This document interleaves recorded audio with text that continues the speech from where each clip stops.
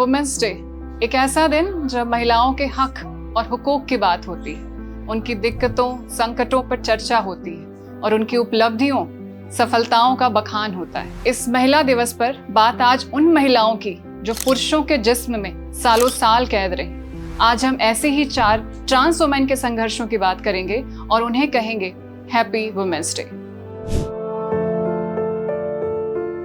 पहली कहानी है वाराणसी में जन्मी सलमा की।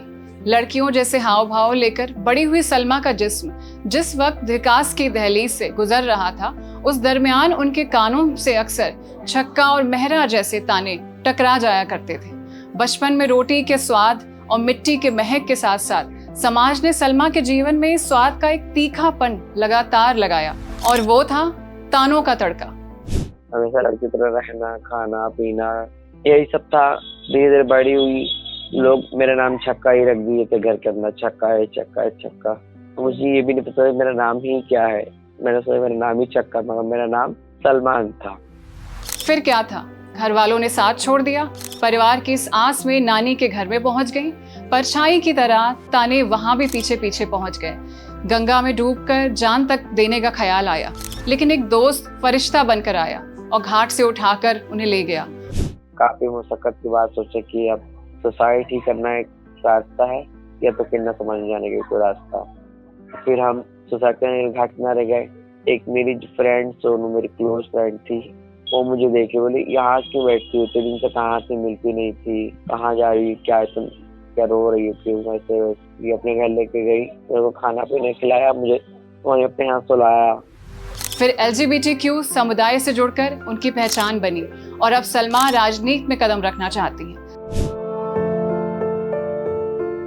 कभी कभी जिंदगी हमें ऐसे रास्तों पर ले आती है जहां हर कदम पर सवाल होते हैं, हर मोड़ पर जंग लड़नी पड़ती है और हर सांस के साथ अपनी पहचान के लिए संघर्ष करना पड़ता है।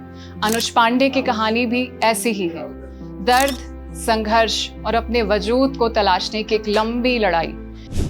मेरी मम्मी पशुपालन करती थी, दूध जो होता था वो सेल आउट करती थी। अच्छी अर्निंग भी होती थी और मम्मी मुझे अच्छे CBSE स्कूल में पढ़ा भी रही थी। बाकी पापा अपना 6-6 महीने साल भर घर ही नहीं आते थे। मम्मी थी तो चलो उनको लगता था कि हाँ मेरा बेटा है, तो मेरे सहारे वो रह लेती थी। हम सिंगल चाइल्ड है अपने पेरेंट्स, मतलब अपनी फैमिली में ना कोई भाई है ना कोई बहन है, सिंगल बेटा। और उस टाइम पे तो मैम ना LGBTQI पता है ना ट्रांसजेंडर पता है किसी को। इवन मैम हमारी भी 12-13 साल एज है, हमें क्या ही पता है ये सब क्या ही होता है। फिर धीरे धीरे ऐसे समय बीतता गया और आया 2016 में। तो 8 अगस्त को मेरा बर्थडे होता है, तो बर्थडे के ठीक एक दिन पहले 2016 में सावन का मेला पड़ा था। सावन के मेले में मेरी मम्मी अयोध्या जा रही थी दर्शन करने। अयोध्या से ठीक पहले 20 किलोमीटर पहले बालूघाट डिवाइडर पड़ता है, वहाँ पे हम लोग आराम कर रहे थे। मेरी मम्मी की 4 सगी बहनें, एक दौरान जो ठानी थी मेरी मौसी की, मतलब 4 लोग मेरी फैमिली के होते हैं और हम भी होते हैं। तो हम लोग लेटे होते हैं और एक कंटेनर वाला आता है, वो रौंद के चला जाता है। 7 लोग एक्सपायर हो जाते हैं, जिसमें से हम होते हैं। और हमारा मतलब मेरा एक्सीडेंट होता है, पेट से पहिया चढ़ जाता है और होश नहीं रहता। फिर इसके 1 साल बाद हम ठीक होते हैं। तो अब ये था कि मेरी मौत नहीं लिखी थी। शहर से सटे गांव के ब्राह्मण परिवार में इकलौते बेटे के रूप में जन्मी अनुज पर उनकी मां जान लुटाती थी। 12 साल की उम्र आते आते अनुज अपनी बॉडी को लेकर असहज महसूस करने लगी। बाद में उन्हें एहसास हुआ कि वो पुरुष शरीर में जकड़ी हुई एक औरत है और बस यहीं से शुरू हुई अनुज की जर्नी 2.0। हम इसे कानपुर से बिलोंग करते हैं और एक ब्राह्मण फैमिली से आते हैं। जब हम 12 से 14 साल के बीच में थे मैम, हमें रियलाइज हो गया था कि हाँ हम औरों से डिफरेंट हैं। मुझे मम्मी की साड़ी से खेलना, मतलब मेरा जो तौर तरीका था, तो लोग मुझे जज करने लगते थे। उस टाइम पे रियलाइज हुआ कि हाँ कुछ तो है, वरना लोग मुझे इतना जज कर रहे हैं कि आप कैसे मटक के चल रहे हो, सही से चलो ना। एक ऐसे समाज में जहाँ पहचान का दायरा सिर्फ 2 रंगों में बांटा गया है। अनुज को अपनी सच्चाई को कबूलने और उसे जीने के लिए न जाने कितने जख्म सहने पड़े, लेकिन इस सफर में वो ना तो रुकी और ना ही टूटी। फोन वगैरह लिया, देन हमने फाइंड आउट करना शुरू किया अपने बारे में।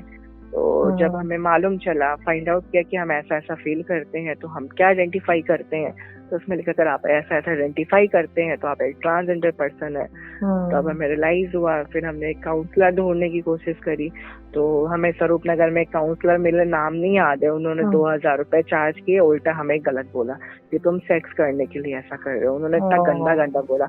अब बताइए हम 17, 18, 16, 17 साल के और हम वहाँ सेक्स करने के लिए करेंगे।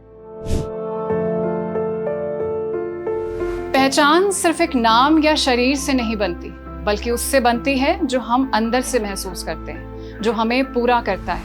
यशिका की कहानी भी कुछ ऐसी है, अपने अस्तित्व को स्वीकारने, उसे समाज के सामने साबित करने और हर मुश्किल को पार कर आगे बढ़ने की प्रेरणादायक दास्तान।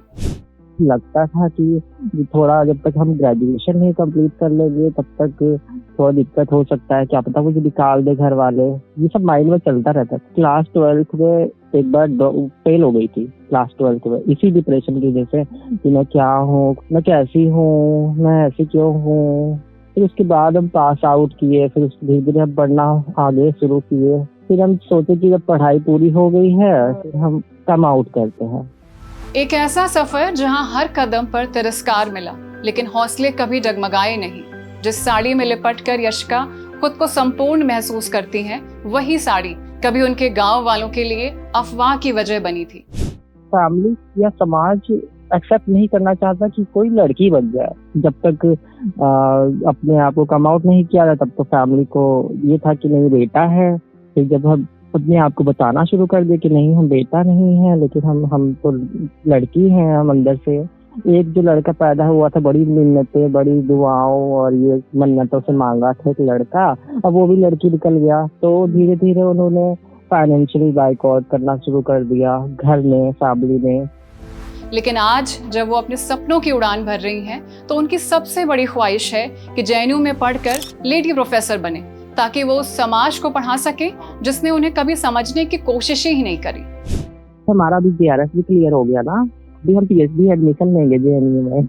और सबसे बेहतरीन है कि हमने शिक्षा को नहीं छोड़ा, सोचा है कि BHU या JNU जैसे बड़े जो एक अच्छे प्रतिष्ठित संस्थान हैं उनमें हम एडमिशन लें, वहाँ पढ़ेंगे तो हमारा भविष्य जो है बहुत ही अच्छा। एज अ प्रोफेसर मेरा ड्रीम है, मेरे को प्रोफेसर बनना है।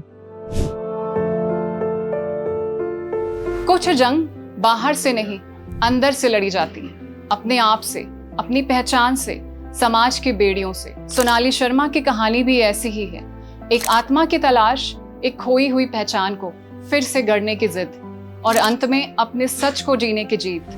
कभी शिव्यांग के नाम से पहचानी जाने वाली सोनाली ने अपने भीतर के तूफानों से लड़ते हुए खुद को एक नई पहचान दी। पहले बेटी और फिर पत्नी बनने के बाद सोनाली अब खुद को एक माँ के रूप में जीना चाहती है।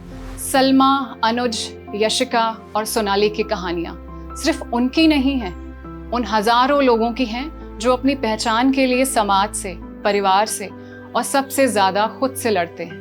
ये कहानियाँ उनके लड़ने की और लड़कर जीत जाने की हैं, क्योंकि आखिर में हर इंसान को हक है अपनी असल पहचान के साथ जीने का।